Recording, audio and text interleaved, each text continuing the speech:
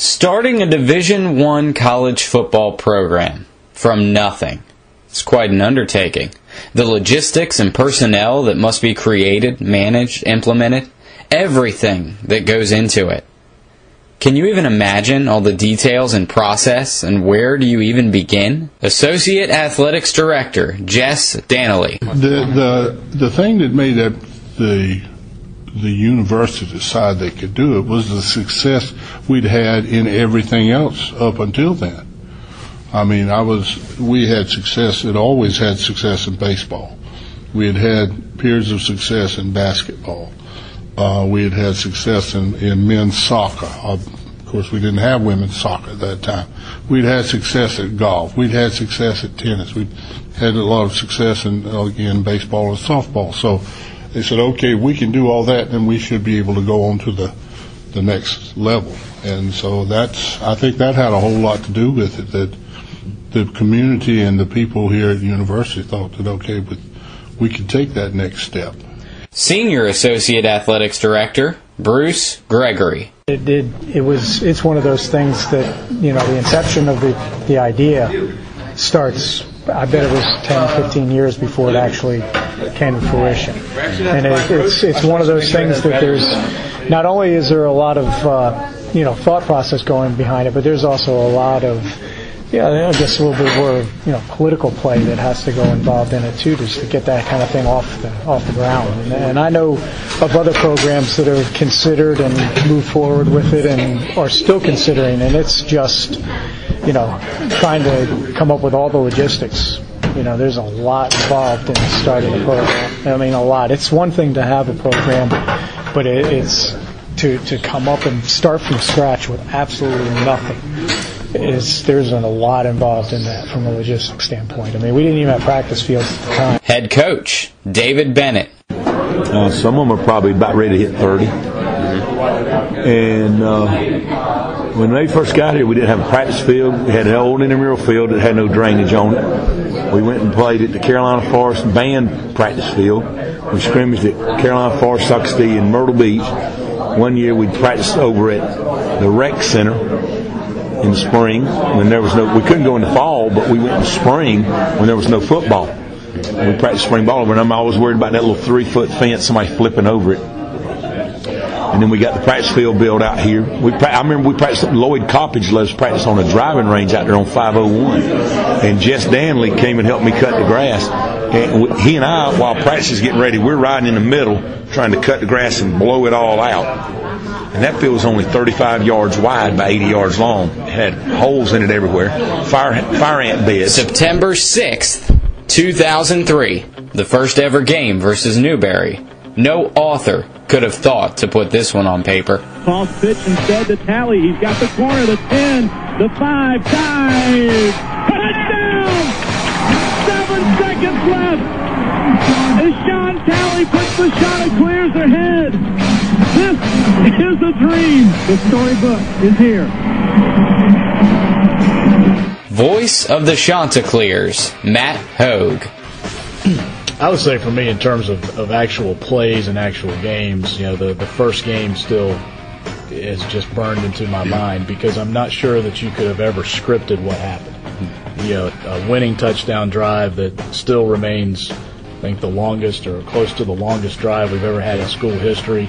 Did not throw the ball one time on that entire drive, and then you get a touchdown run with just a couple of seconds left on the clock to win a game, that was tied at the time.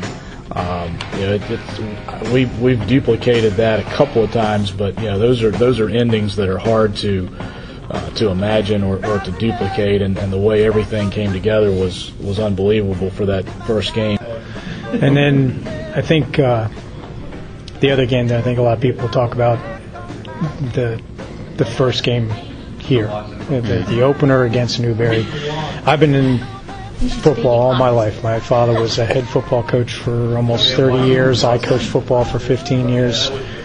I've never been around an atmosphere like that opening game. It was incredible. I mean, it was an interesting setup for us because, we were literally the morning of, we were literally still going out and putting the numbers on the seats and everything like that to try to get this thing ready for the crowd to show up. It was raining that morning, turned out to be a beautiful afternoon and evening. But then the atmosphere around campus was unlike anything I had ever seen before. It was so incredible, and it was just and it turned out again to be one of those exciting games. Coastal Carolina Radio Network color analyst Lane Harris. That's all right. We look back, first night right out of the chute against a Newberry team, a 97-yard drive, nothing but running plays all the way down the field, score with just a few seconds left on the clock.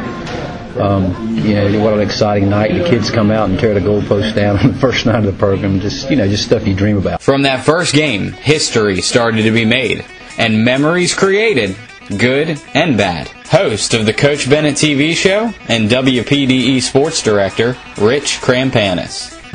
It really is remarkable what's happened here in 8 short years. The amount of memories that are already there. And I know I came on with you on the show, and to me the 06 Wofford game, to me, is the most impressive because it was on the road. They had lost to Elon the week before at home. There was so much expectation for the 06 team, and at halftime in Spartanburg, Coastal's 0-1, and I think they were down 7 or 10 points. I mean, they were staring 0-2 right in the face. With Georgia Southern the next week. So at that moment, at halftime in Spartanburg, it was looking like it was going to be a lost season. It looked like the whole thing was going to just be horrible. And what they did in that second half, the only thing that comes close is the first half against Liberty last year. But to do it on the road against Wofford, kind of an eye-opener. He fires to the end zone. Touchdown! Jerome Simpson again makes a huge play. I think we had so much success early on that I don't think anybody expected that. And then, and so I think that was, because I remember specifically coming out of the James Madison game, the Jerome Simpson catch and the winning that game, and running into Dr. Engel, who was at the time president of the university, and he was just mentioning about, he's in such a great mood and everybody's all happy about it and everything. He's like, he goes, remember, 15 years ago when we first thought of this idea, there were some naysayers out there, but there's a game for me that it was to go to Clemson, and having grown up in South Carolina, of course I went to the University of South Carolina, but I have family and all that played at Clemson, but to go to Clemson and see us run on the field, that was a pretty big deal. Probably say beating the #1 team in the nation here, James Madison in 05, the year after they had won the national championship. They were undefeated. They were ranked #1 in the nation, and we beat them. Our kids tore down the goalpost. That was some phenomenal energy. Chanticleers win. They have done it. They have upset the #1 team, James Madison, 31-27. So how does a program achieve so much success early on? And who's to credit? I think, obviously, the #1 person that has the biggest impact is probably David Bennett, our coach. I mean, I think he was the first person that we hired as our to start the program. But he has been such a great ambassador, such a great face of the university, figurehead out there in public, and has done so much for the community as well as this whole program. And I think that is, kind of testimony to what he's been able to do with his team and the success that his teams have had just right from the start. Like I said, it's one thing to start a program. It's another thing to have success with a startup program. And I think, if you have to look at it two ways. I think you look at it off the field, the original set of Board of Trustee members and our president, Dr. Engel, who, like I said, there were other times where this issue had kind of gotten to the top of the agenda, and for whatever reason things didn't work out. And they finally figured out how to push it over the top, and make football a reality at Coastal. And let's not forget, also do the things necessary after that in terms of proper funding, addition of staff, addition of resources, because they understood the enormity of what football is as an enterprise. So I think, those people kind of get lost in the shuffle. Some of them, if not all of them, maybe are not even involved now in the university's business. But, they were kind of at a point in history where they deserve a lot of credit for what they achieved. Rich is, Dave Bennett's got his thumbprint on this program, and probably always will. But, aside from that, I think the Tyler Thigpens, the Jerome Simpsons, the Mike Tolberts, the Quentin Teals, the kids that were here in this program the first 4 years of it. And then for them, and I don't know about you, check the history of 8-year football programs in NCAA football. I doubt any of them have 4 players playing in the pros right now. And those guys going to the next level and performing at the level they have has really opened a lot of people's eyes to what Coastal Carolina football is all about. And not to take anything away from Dave Bennett, the coaching staff, Buddy Sasser, Moose Cole, all those guys that laid the foundation here. But the guys that have gone to the next level and the guys that will go to the next level in the future, I think those are the great ambassadors for Coastal football. Those guys built this field house. They did. Those guys built exactly. this field house. Tyler and just the way Tyler conducts himself. And So now this young program prepares for its 100th game. Who knew we'd get here so fast? And what expectations are set for where we are going this fast? It's kind of funny, I've had the I guess the pride. I mean, I'm proud of this program. I haven't missed a game. This will be my 100th game. And this is my first radio job. I've never had a radio job until I started Coastal Carolina Radio, because I've worked in the television industry here locally in Charlotte and Columbia for years. But to see where this program's come from the humble beginnings, I'm proud. I'm not even a Coastal grad, and I believe with these guys.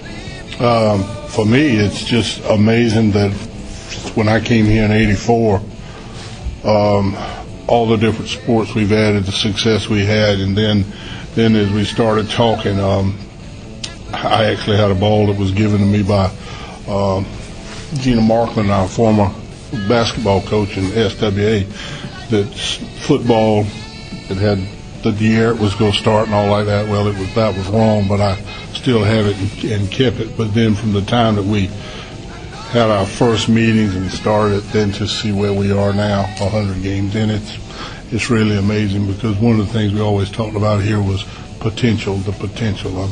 I don't think we've reached it, but we've gotten a good start.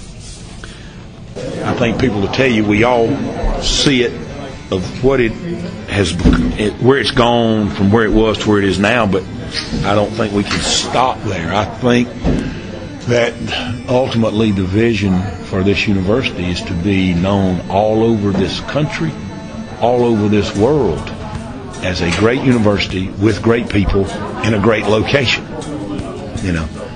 Again, you talk about the Wall College of Business, you talk about the marine science here, you talk about RSM, theater department, there's so many great people here. And you know what? I tell you what, a recruit's family said, a young man that's committed to us, and by NCAA rules we can't say his name, but his mother and then another man that brought his son said, you know what? Coastal Carolina is a hidden jewel. And I guess that's what it is. This is a hidden jewel here that more people are going to know about. We just got to keep on growing, keep on getting better. But again, we forget this is year 9 of football. It's year 9 of football. So, but again, we've done some good things. We still would like to do some great things here.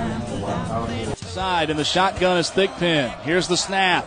Thigpen with a lot of time, dumps it off, complete to Parks, 15, 10, 5, touchdown, Chanticleers! A delay route, and Perry Parks' first career touchdown is a big one in Virginia. No flags, Matt. No flags. Sir.